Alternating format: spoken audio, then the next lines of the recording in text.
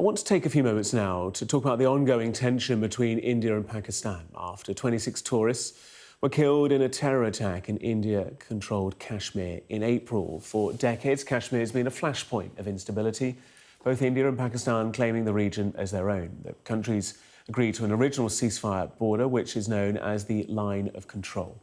In the attack last month, 3 gunmen opened fire at a local beauty spot. India has claimed that it has identified 2 of the attackers as Pakistani nationals, referring to them as terrorists. Pakistan has denied any involvement in the attack, for which a previously unknown group called the Kashmir Resistance had claimed responsibility. Let's discuss this further with the High Commissioner of Pakistan to the United Kingdom, Dr. Mohammed Faisal. Good to have you with us. Thank you very much. Thank you for sharing your time. Your Defence Minister and your former Foreign Minister have both warned of the potential of all-out war between India and Pakistan. How is that situation now? In the past few days, what is that risk level currently? Yes, the risk level remains very high because India has openly threatened Pakistan, openly accused Pakistan.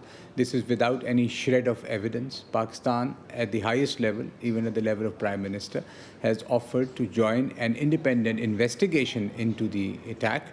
If there is any involvement of anyone, Pakistan is ready to cooperate.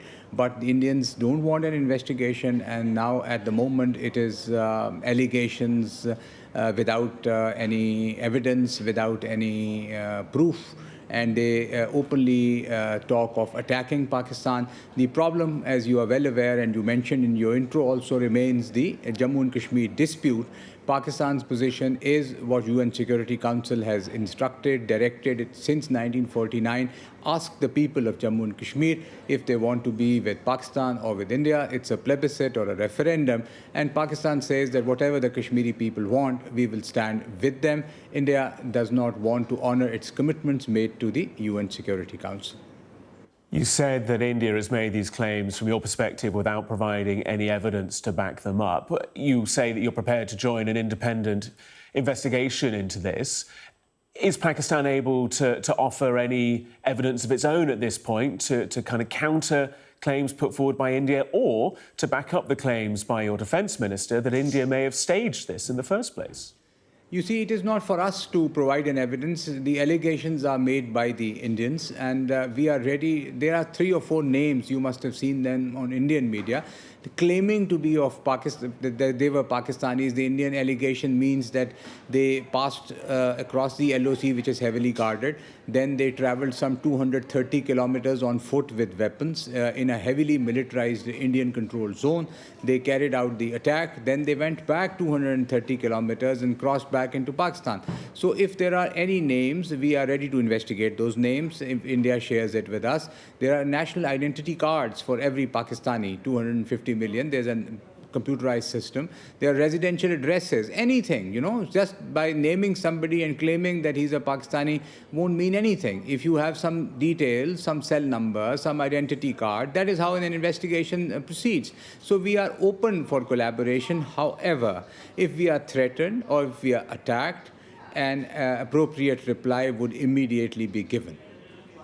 You say, and it's, I think, understandable, that it's not Pakistan's role to provide evidence against India's claims. But with respect, if your Foreign Minister, if your Defence Minister, suggests claims of a staged attack or even a false flag, then it is in Pakistan's interest and in international interest to provide evidence to back up the claims that are being made by your government in response to this.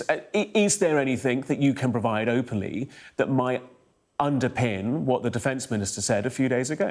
Of course, if an independent investigation is carried out, it will come out in the open. The Defence Minister, the Interior Minister, yes, you're right, they have said it, because there's a history of Indians staging such attacks before elections or for political gains, which has come out in the open in the last 20 or 30 years repeatedly. So this is not the first time that we are saying it. This has happened repeatedly for domestic political gains. The Indians have staged such attacks. So we want an investigation. If we are found incorrect, fine, let's go into it. It is the Indians who are shirking from an open investigation. We want that. We want the international community to have a look at it, what exactly happened, and we want a resolution of the Jammu and Kashmir dispute. Because if you don't resolve the underlying dispute and wait for such an event or incident or something to bring it up to the international community's notice, this is not a good way to go about it. We have been saying for about 70 plus years that this is a dispute which is a flashpoint, a nuclear flashpoint. It needs resolution. Please help us resolving it, and we want to resolve it. So there are 2 points to it. The attack, of course, is condemnable and, of course, needs to be investigated. But the underlying dispute, what to do about that, that is very important. We'll just get on to kind of the international community in a moment, because the US Secretary of State Marco Rubio has been speaking to high-level delegations at both sides. I just want to pick up on your comment previously, a comment that's been made by many in the Pakistani government, that if India was to launch a strike or some kind of attack in some form, Pakistan would retaliate. I just want to get confirmation from you one way or another whether Pakistan will be prepared to act first in its own defence, or will it only act in a secondary situation in response to an Indian strike? No, Pakistan does not plan to, and Pakistan has announced it clearly. We do not want to initiate anything. We want peace, and Pakistan has remained a contender for peace in the region and beyond. However, if we are attacked, and the UN Charter gives us that power, we will definitely retaliate, but it will be an appropriate response, not an excessive response. Whatever the attack is, a response would be given. You mentioned there about the international community. Like I said, Marco Rubio, the US Secretary of State, has been speaking. How welcome is the involvement of the United States? We welcome everyone. We welcome the British government. We welcome our friends. Many countries have called our foreign minister, the Indian foreign minister, and of course, the Americans as the preeminent power in the world. It's a welcome development that the Secretary of State has spoken to Pakistan leadership, to Indian leadership. It is a good thing that the international community helps to mediate, helps in de-escalation, and then helps in both India and Pakistan reaching a solution to the problem, because it's worsening in Indian occupied Kashmir. More than 3,000 people have been arrested, their own TV is saying. And there's a repression going on against the Muslims in Kashmiris, and the Kashmiris are in a very difficult situation because of there's no state process or investigation or court process. And this is in Indian media, and they're doing it. So, of course, we are concerned in what's going on in Indian occupied Kashmir. Just very briefly, High Commissioner, just closer to home, reports of protests outside the Pakistan High Commission here in London, reports of police having to be involved as well. What can you tell us about that?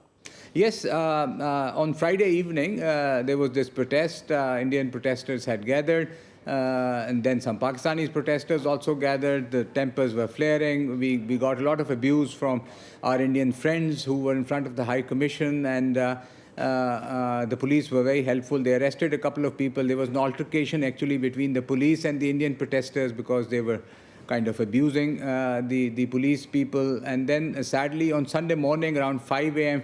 there was this chap, his name is Ankit Love. We are not told so far whether he's Indian or British, I don't know. But he was arrested. He had these big white stones in his hand, and actually he had a, I think, bag, and then he threw them at the windows. He broke 2 or 3 window panes of the High Commission. We were lucky that nobody was inside, otherwise the security guard sometimes is sleeping there. So we just had damage to the property, damage to the glass, damage to the table, chair, everything. The guy was arrested. He's in the police custody. We are quite concerned since then, because the police were very effective, because the security guard called the police. They were there. They immediately arrested him. But tempers are high here. I appeal to my people, of course, who have not done anything. They have remained peaceful. I want them to remain peaceful, because whatever happens between India and Pakistan, the right to peaceful protest is important all over the world, even in London, elsewhere, but no violence. Pakistan has never stood for violence. We don't want any violence, and my appeal is always there for my people to remain peaceful. Of course, they have every right of free speech and peaceful protest. High Commissioner of Pakistan to the United Kingdom, Dr. Mohammed Faisal, really appreciate you sharing your time with us here on Sky News. Thank you very much.